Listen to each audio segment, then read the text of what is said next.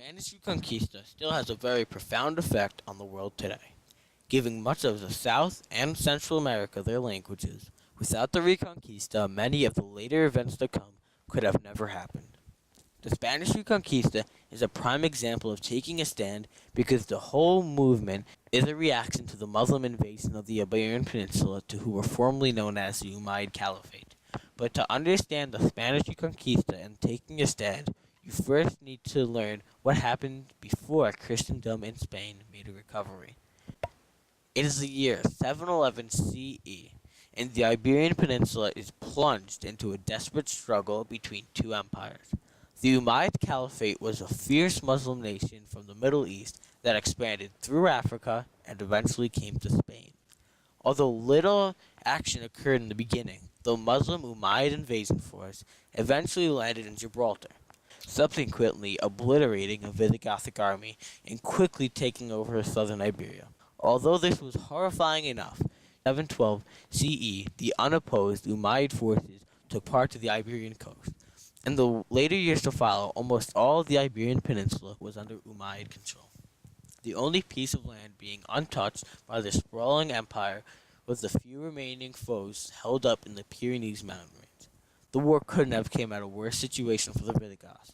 The divided Christian kingdom of the Visigoths stood no chance as there were social unrest and civil war. Many of the battles showed a clear Muslim victories, such as the Battle of Guadalete, where most of the Visigothic army was wiped out. As Christian Spain is being swallowed up by the Umayyads, a remnant of the resistance flee to the kingdom of Basque and the kingdom of Asturias.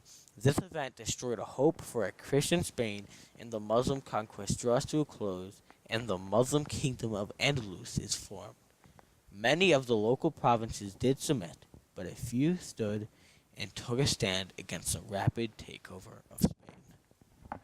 An important person that led the Christians to take a stand against Muslim-occupied Spain was Sancho III Garcia. Him and many other leaders were able to take a stand and finally reclaim their lost land.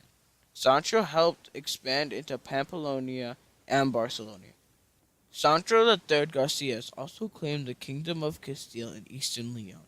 When he died, four smaller kingdoms were created, the two major being the kingdom of Aragon and the kingdom of Castile.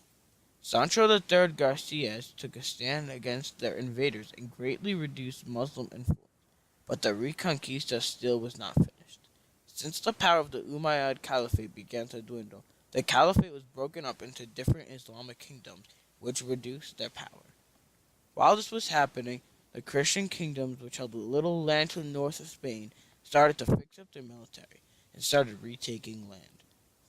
By the late 1080 AD, the Christians recaptured most of central Castile, which included Madrid, Toledo, and Guadalajara.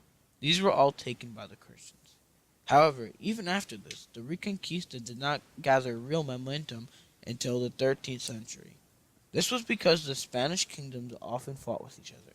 This undermined the Reconquista for some time. In the Islamic kingdoms, the Moors in Spain were worried about the resurgence of Christianity, and they believed the reason for this is that the Islamic leaders did not care for Islamic law. So they called the Almoravids, who are a North African tribe who believed in a strict interpretation of the Quran.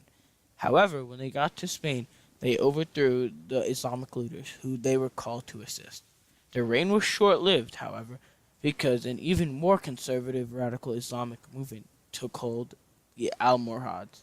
All of this infighting weakened the Islamic kingdoms even more. Since not all Muslims followed the strict interpretation to the Quran like the Almoravids and the Almoravids, revolts became more frequent, which helped the Christians get the upper hand, culminating in the Battle of Las Navas de Tolosa, which was a combined Christian victory. This signaled the turning point in the Christians' favor. Two royal cousins were married in 1469, and one of them was called Isabella and the other Ferdinand. Isabella was born to John II of Castile on April 22, 1451. At the age of 3, her father died, which caused her half-brother Henry IV to become king. Henry named Isabella his successor. However, he withdrew his support once she married Ferdinand. However, Isabella was able to claim the throne of Castile after a civil war. Ferdinand was born to John II of Aragon on March 10, 1452.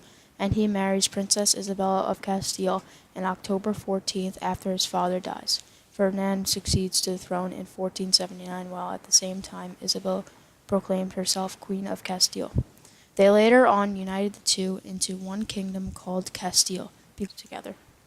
They declared their religion to be Roman Catholicism. One of their goals was to help build a stronger military.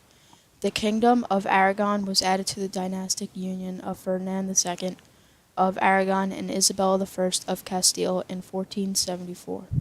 After this the kingdom of Castile wanted to retake land that the Berber invaders took so long ago, and they wanted to reconquer the land to their south. So using his strong army, Ferdinand won a victory at Antequera in 1410, which foreshadowed the eventual victory of the siege of Granada. After this war, they made all of the Jews and Moors or African Muslims convert to Christianity or move away from Spain. This ended 700 years of Muslim rule in Spain. Isabella and Ferdinand were one of the many people to stand up to the Muslim invaders, captured Antequera, and helped end a centuries-long conflict. After the Reconquista, Isabella and her husband Ferdinand started the Spanish Inquisition to ensure that Jews and Muslims and other Muslim minorities who had converted to Christianity were keeping to their faith. The Spanish Reconquista is a perfect example of taking a stand because the various people stood up to the challenge and were finally able to stop and push back the Berber and Arab invaders who were there for hundreds of years. Even though they started off small and the odds were not in their favor, they still were able to retake their lost land and take a stand against their invaders.